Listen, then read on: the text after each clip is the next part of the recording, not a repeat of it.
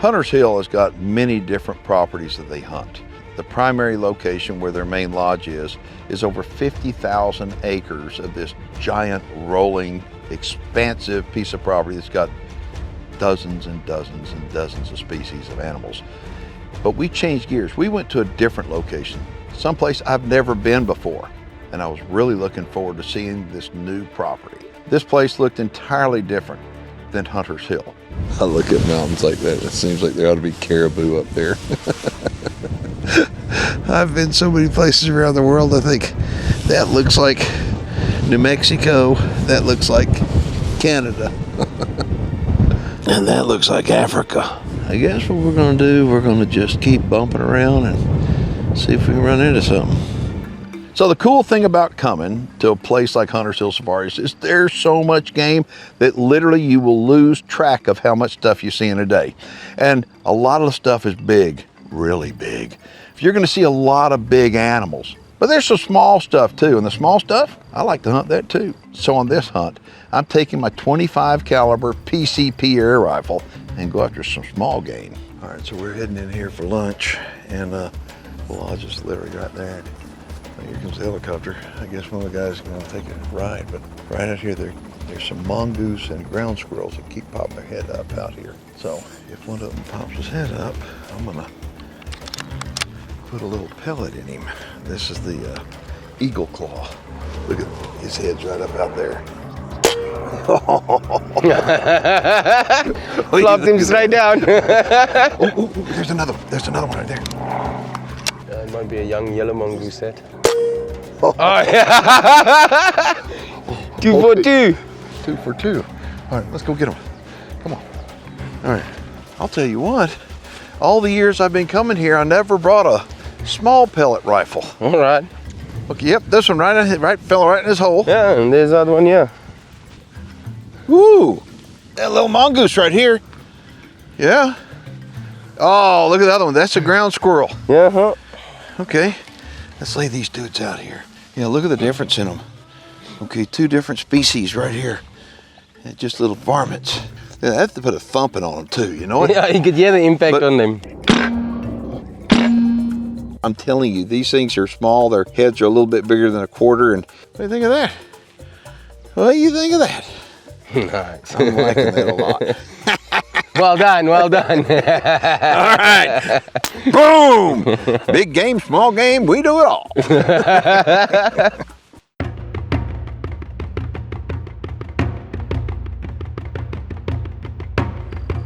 All right, so on this segment, Johnny, who is co-hosting the show now, he's going to be in front of the camera, and I'm going to be behind the camera. So I'm very excited to be back over here in South Africa at Hunter's Hill Safaris, because I actually came over here with Keith a few years back, and we had an absolutely awesome time.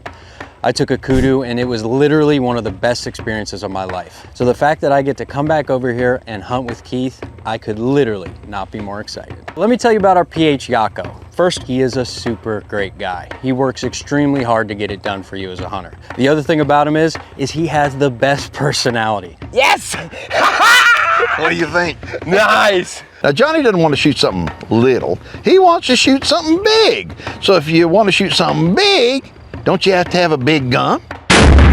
All right, call me crazy, but call me somebody that listens to what our viewers say. All right, we're at the range, and this is a Nareen 50 BMG. This is the ULR rifle, and I call it the big man gun.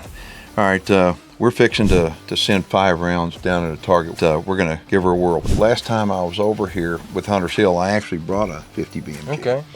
And wound up had tremendous success with it, and we put videos on our YouTube channel. And those videos literally have millions of views. And people said, we want to see more, we want to see more. So we're gonna give you more. Well, right now, we're gonna see how accurate it is. Hold on. Yucko. Yes, sir. Hold these. Okay. Otherwise, these are gonna go all over the place. All right. All right. Ready when you are. Watch that target. Here goes. And boom! All right, Johnny, as soon as I get done with this, you're on deck. All right. One last shot, baby.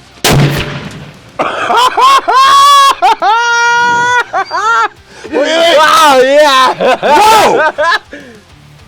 I love that. Boom! That concussion went in there. Oh yeah. Dead center, sir, just like yours. Dead center. Perfect. All right, let's see what this bad boy does. Yep. Fire in the hole. Oh man! I love it. Before you pull the trigger, I want you to tell me now, but I want you to kind of get settled in where you feel really, really good on it. I didn't kick that hard.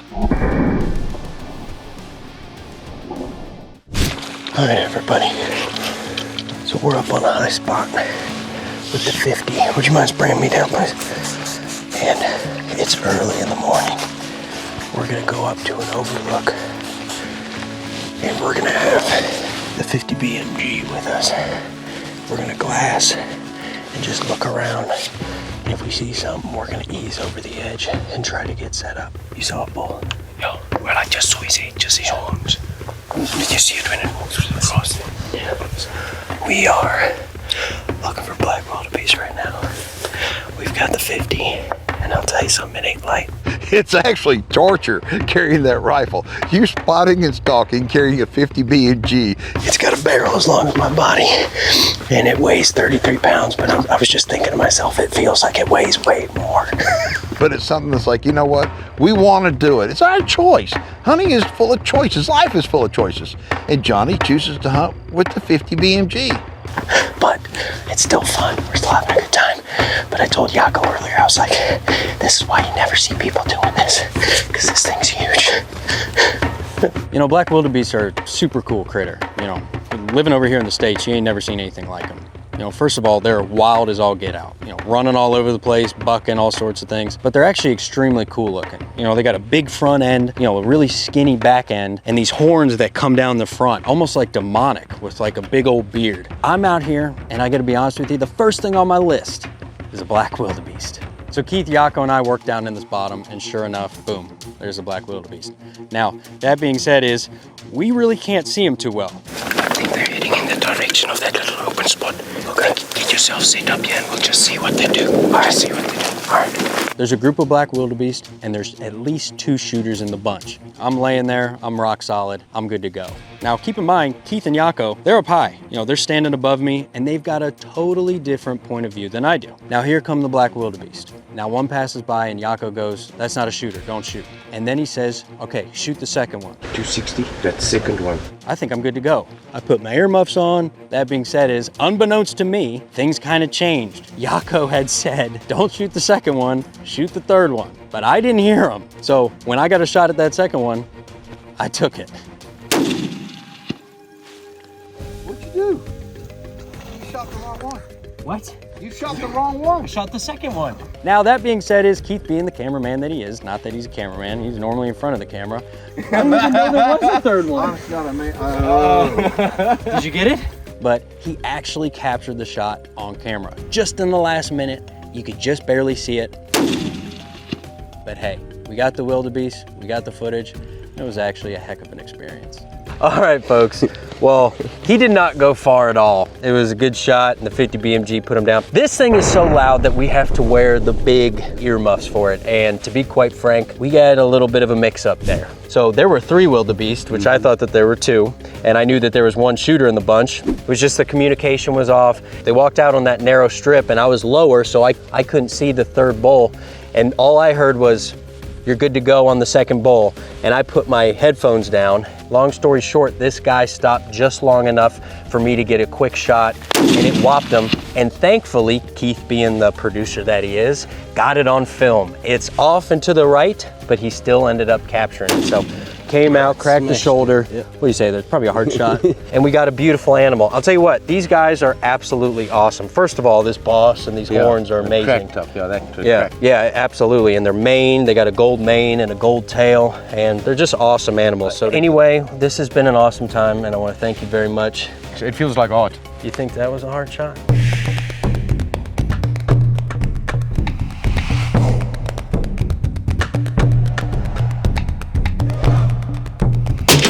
On this part of the show, we're going to tell you about the legend of the Black Mamba. We'd heard about it. We'd heard lots of stories about it. And we thought it was a bunch of old wives' tales. Well, let me tell you something. the legend of the Black Mamba is true. The Black Mamba is actually Yako's rifle. And it's legendary. I mean, it has knocked down more animals over there than just about any other gun they have. All right, so the first stop is the range, and this is not my rifle. This is a rifle that Yako has for me to use. It's his rifle. And tell everybody what y'all named it. Well, the trackers call it the Black Mamba. Oh, baby! Look at that! Perfect. We'll do another one just to make sure. Oh my gosh! Oh, touching each other. Yes, sir. Oh, I think that's a wrap right there. Hole in hole. I can't Yes, wait sir. to give the Black Mamba a try. Sir. So we had hunted hard all day long, and we were heading back to camp, and actually bumped into this kudu. And this kudu was a pretty good ways off, but it was getting dark. It was like, all things considered, Yako just decided to pull me off. I think let's not shoot him. He looks a bit young still. Really? Yeah, it's a bit dark to see, but Yeah, it's getting close to dark. It's hard for me to see. All right, so it's a brand new day, and I got a long list, and so what am I after? Everything. I'm after everything. So we're doing the Ankle Express this morning, and we're just covering as much ground as we can, doing it quietly, but doing it carefully. We round the corner, and guess who's standing there? A nice blessed buck. So as I take aim, I only have a butt shot. I mean, it's like, I'm not gonna take that shot. Which one, Yako? the one on the right. Take the one on the right. I can't see him, Keith. I'm not gonna take that shot. Yes, it turns sideways. Just wait for him to turn. Then all of a sudden it turns around and looks straight at us. And I had taken the frontal shot on those Determinator targets hundreds of times. I knew for sure I could make that shot.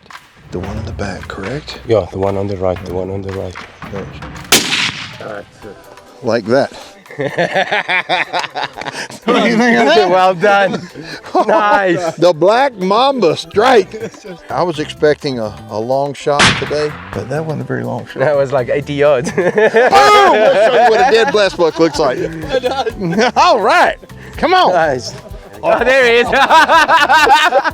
And look where he dies. Right in the road. I didn't even know he was in the road. So a mature male of this species is called a ram. Yes, correct? sir. Ram. Oh my gosh, look at it. He's got really good He's mass. heavy. Beautiful. And the markings on his face. Look at that. What a cool animal. You know, Sure. he was curious. We've been walking around and we've been seeing a lot of different animals, but they've been a long ways off. Seen water buck and kudu and, you know, and impala, they've been a long way off, but we're actually heading in for lunch. And going over these ridges and came across this guy, and it's like there were two of them. And they didn't know what's going on. Thank you again. Well done. Thank you again. All right, folks. Yeah, if it looks like we're at a different place than Hunter's Hill, we are. Hunter's Hill is who we're with, but the thing about it, this place is a completely different property. This is about a 2-hour drive from Hunter's Hill, and this place is called Beth Haven, and it's a gigantic mountainous piece of property. It looks in some areas like New Mexico, but it is full of game, and it's right here in the Eastern Cape of South Africa. If y'all want more information about hunting opportunities with Hunter Hill Safari, you can look them up online, or you can go to our website. We'll have a direct link right from our website to their site. Look at that. What a beautiful animal. Beautiful. Yeah, his coat's in good shape. Mm-hmm. Yeah, nice. Very nice. I like that. That went down nicely.